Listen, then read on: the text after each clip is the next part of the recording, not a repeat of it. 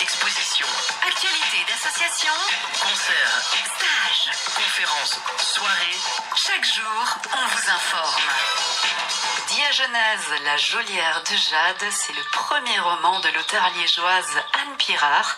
Elle nous parle de son aventure littéraire et de ce premier bouquin. Anne, vous venez donc de sortir un premier roman. À la base, vous êtes diplômée en tant que biochimiste en environnement. Quel a été le fil conducteur, le cheminement en fait qui vous a amené à écrire ce premier bouquin? Je travaille avec des adolescents de 14 à 17 ans. Je suis professeure d'histoire-géographie maintenant et j'ai voulu leur écrire un roman fantastique, un peu atypique, mais qui reprend quand même les codes un peu de cette littérature actuelle, un peu populaire, donc par exemple J.K. Rowling, Anne Rice, Stephen King, et j'ai essayé de mélanger tout ça et de faire un roman abordable et accessible aussi bien pour les ados que pour les jeunes adultes. Comment vos élèves ils ont réagi à la nouvelle d'apprendre que vous aviez sorti un bouquin? En fait, pour eux, c'est un peu inattendu. Comme ça s'est passé avant le confinement, ils n'ont pas eu droit à cette sortie, mais voilà, ils en avaient entendu parler. C'était un peu surprenant pour eux de savoir que leur prof un peu carré puisse avoir une vie sur le côté, être un peu à lancer des romans. Voilà. C'était surprenant. Et donc l'amour des vieilles pierres, mais aussi des voyages, se retrouve dans ce premier bouquin que vous avez intitulé Diagenèse, la geôlière de Jade, et dont l'histoire prend place en Écosse. De quoi nous parle ce livre?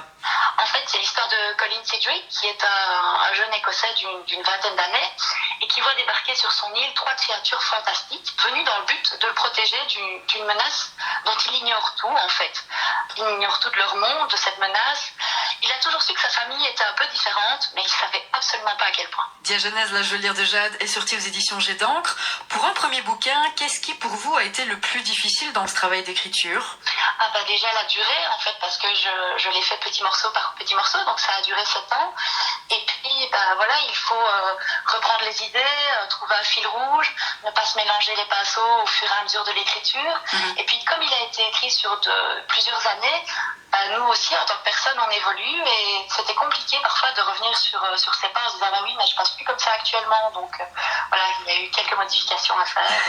Un travail de longue haleine. Exactement. Anne, vous êtes liégeoise et les éditions Jet d'encre sont françaises. Est-ce que c'était un choix délibéré que de vous tourner vers une maison d'édition française ou simplement le destin? Ça a été le destin. En fait, j'ai envoyé mon manuscrit un peu à tout le monde et j'ai pris ceux qui m'ont accordé leur confiance le plus rapidement. Voilà, c'est une petite maison d'édition, mais ils s'occupent très bien de leurs jeunes auteurs et ils nous donnent la possibilité de grandir. Donc, c'est l'important.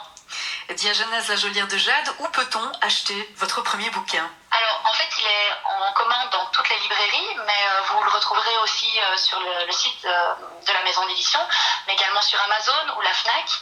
Voilà, donc chez les grands distributeurs. Et y a-t-il une page Facebook ou un site internet où on peut suivre votre actualité? Les éditions Jet d'encre. Voilà, la page Facebook des éditions Jet d'encre et ils reprennent tous les podcasts. Et est-ce que cette première aventure littéraire vous a donné envie d'en écrire un deuxième? Oui, il est en cours et en plus avec le confinement, ça nous a laissé un peu dans cette crise un peu de temps et donc ça m'a donné l'occasion d'y plancher sérieusement. Quel conseil est-ce que vous pourriez donner aux personnes qui ont envie de se lancer également dans l'aventure de l'écriture et qui ont peut-être un petit peu peur? Il faut tenter, de toute façon, qui ne tente rien à rien et puis on n'a rien à y perdre, entre guillemets. Vous l'envoyez et ça marche et même si ça marchait un peu moins bien, l'expérience est quand même belle. Equimag.